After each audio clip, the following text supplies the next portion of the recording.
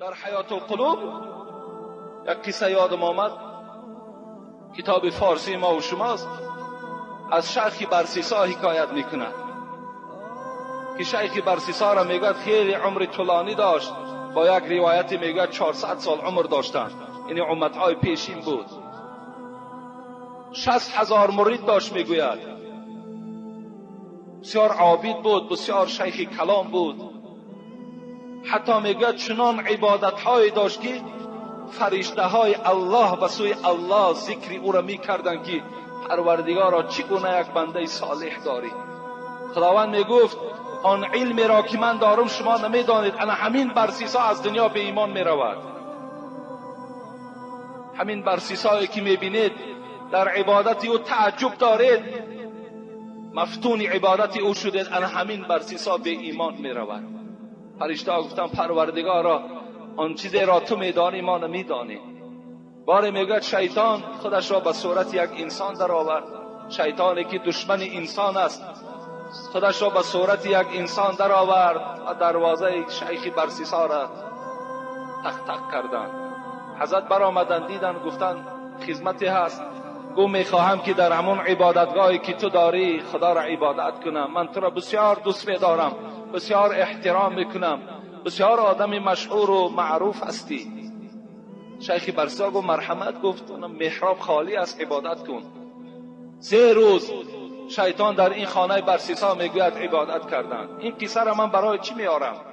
برای که همون انسانایی که مردم حقیر میشمارند، مردم ناپسندی میکنند، به مردم توجه ندارند، چه از حساب پولداریشان، چه از حساب نسب و اجداد و شیخ و ملا بودنشان، من به او خاطر میارم که از خاتمه ترسیدن در کار. میگوید 3 روز شیطان در محراب شیخ برسیسا خدا را عبادت کرد. شیخ برسیسا عبادت های او را دید، خود در حیرت ماندند و از او پرسان کردند چه عبادتی عجیب داشته ای؟ من اینقدر خدا را عبادت میکنم، لکن در یک عبادتی تو گفت عاجز آمدم. گفت در کدام عبادتم؟ گفت 3 روز تو نه آب خوردی و نه طعام خوردی. شیطان نمیخورد. گفت این کاری آسان است. گفت اگر خواهی گفت به این منزلت هم میرسی. گفت چیکار کنم؟ گفت من یک انسانی بودم، یک گناهی وزنی کردم.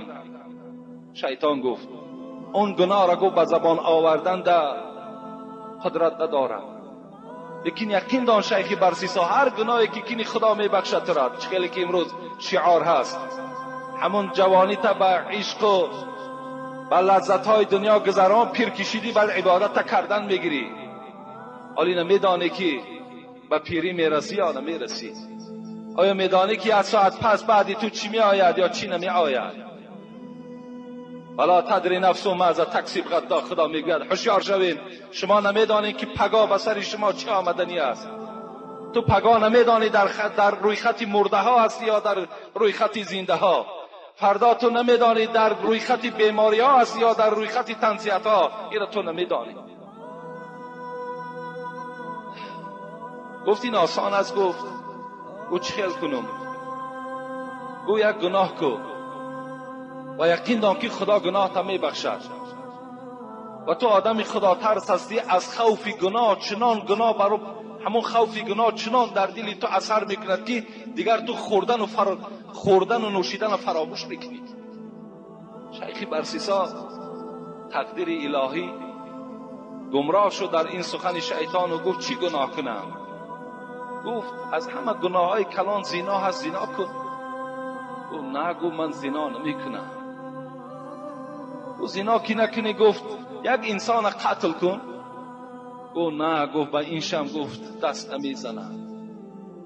گفت خیلی از همه در عادی ترینش گفت همین عرق هست، عرق نوش، خمر خور و بعد این توبه کن و خداوند چنان خوف را در دل تو جا میکند که دیگر نه خوردم به یادت میزند و نه نوشیدم.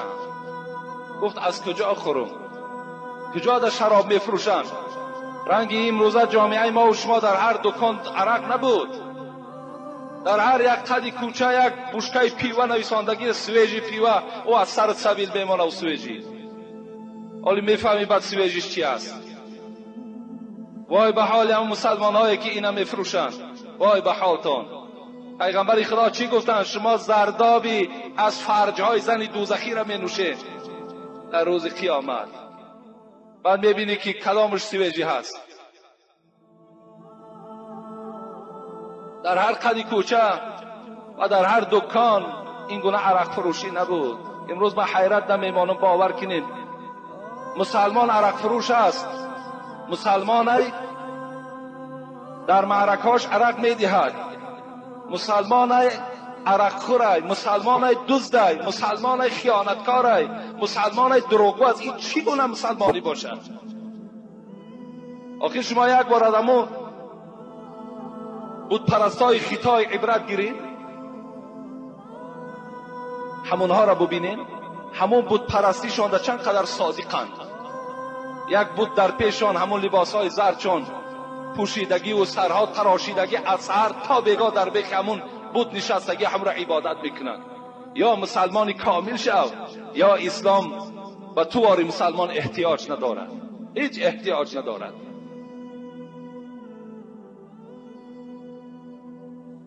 گفت از کجا نوشم؟ شیخ برسیسا گفتند، گفت به فلان قریه می روی، در فلان مکان گفت خمر وجود دارد. شیخ آمدن همون خانه در آمدن و عرق نوشیدن که مست شدند.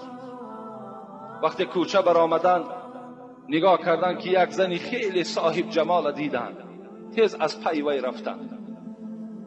این پیغمبر خدا بیهوده نگفتند که عرق مادر همه گناه هاست. همین عرق نوش دیگر در همه گناه ها آسان است در آمدن.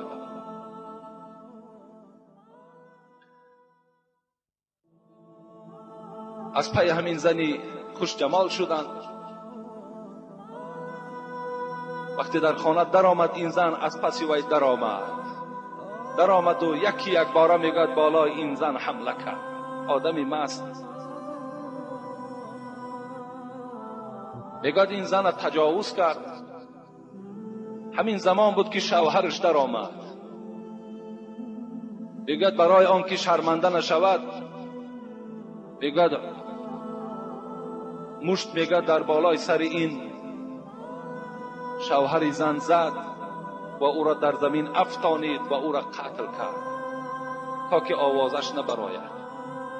شیطان در حال میگوید نزد پادشاه آمد، خودش به صورت انسان در آورد و گفت میدانی در فلان خانه گفت فلانی گفت فلانی را هم زنا کرد، هم عرق نوشید، هم وی قتل کرد. گفت پادشاه در حال دستگیر کردن، شیخ آوردن. میگوید 80 تازیانه برای عرق زدن، 80 تازیانه دیگه برای زنا زدن و گفتن نزد دار بریم برای که انسان قتل کرده است اینا در دار آویزان کنیم. وقتی نزد دار آوردن، شیطان میگوید در حال نزد شیخ آمد. گفته شیخ گفت اینقدر سال عبادت کردی، 400 سال خدا تا عبادت کردی، اینقدر مریدها، چی خوش می شود که از همین زیری دار تو را من خلاص کردانم. گفت راه دارد؟ گفت بله. گفت مرا یک سجده کن تمام، من تو را گفت از اینجا خلاص میکنم. گفت آخر گردنی من بند دارد، چه خیلی من تو را سجده کنم؟ گفت با همین سرت اشاره کن قبول است. گفت شیخ همین سرش اشاره کرد، شیطان عبادت کرد. شیطان گفت یقین دان ای شیخی من شیطان هستم، من دشمن تو، دشمن قرآن و دشمن الله هستم. میگوید از پیش اون پدید شد و خداوند این شیخ هم میگوید در روز قیامت در زمره همون عرق نوش ها در زیر بیرق همین برسیسا سر میبردارد. این از خاتمه یکی از دوستان خدا. باید انسان خاتمه را فقط انما الاعمال بخواتمها، حبیب خدا میگوید این از جز از این نیست که فقط خاتمه اعتبار است، نظر که خاتمه شما چگونه انجام مییابد. و این باید ما و شما ننازیم. باید که بهترین اخلاق ما و شما داشته باشید، فعلهای پیغمبر داشته باشید.